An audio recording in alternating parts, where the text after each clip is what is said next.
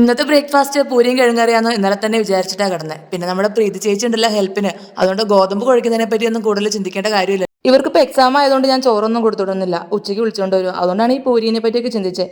അല്ലെങ്കിൽ വല്ല അപ്പോ പുട്ടോ അതൊക്കെയാണ് ഞങ്ങളുടെ സ്ഥിരം. ഇവിടെ ഈ പിള്ളേർക്ക് ഇതൊക്കെ തന്നെയായിട്ട് ഇഷ്ടമുള്ളൂ. പൂരിയൊന്നും അത്ര താല്പര്യമില്ല. രണ്ടുപേർക്കും സ്കൂളിൽ പോകാൻ വേണ്ടിയിട്ട് ഞാൻ പ്രത്യേകിച്ചൊന്നും ചെയ്തു കൊടുക്കാറില്ല കേട്ടോ.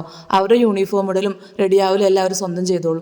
പിന്നെ സേബയുടെയും മുടി കെട്ടില്ല, അതെൻ്റെ ഇഷ്ടത്തിന് ചെയ്യുന്ന കേട്ടോ. അതെനിക്ക് ഇഷ്ടമാണ് അങ്ങനെ ചെയ്യാൻ വേണ്ടി. പിന്നെ ടിഫിനും ഞാൻ എടുത്തു വെച്ച് കൊടുക്കും.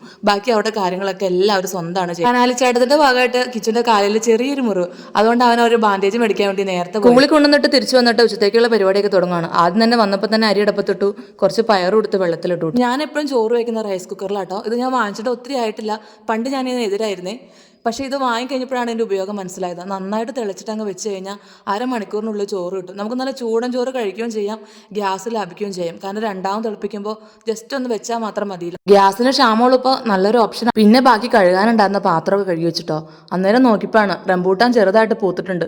ചൂടായതുകൊണ്ട് പിടിച്ച് കിട്ടുമെന്നൊന്നും അറിഞ്ഞാൽ ബാക്കി പണിയെല്ലാം കഴിഞ്ഞ് വന്നിട്ട് പയറ് കൊളുത്തി ചോറും തിളപ്പിച്ച് വറുത്തു, ഒരു പപ്പടം കാച്ചി, പിന്നെ തൈരും ഉണ്ട്, അച്ചാറും ഉണ്ട്, ചമ്മന്തിപ്പൊടി ഉണ്ട്, മോരേറി ഉണ്ട്, എല്ലാം ഉണ്ടായിരുന്നു കേട്ടോ കറി. ഇങ്ങനത്തെ കറികളൊക്കെയാണ് കേട്ടോ ഇവർക്ക് ഏറ്റവും കൂടുതൽ ഇഷ്ടം.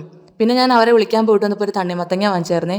നിറം മാത്രമേ ഉള്ളൂ, മധുരം തീരെ കുറവായിരുന്നു. പിന്നെ മധുരം ഇല്ലെങ്കിലും ഈ ചൂടത്ത് ഇതൊക്കെ നല്ലതാണ്.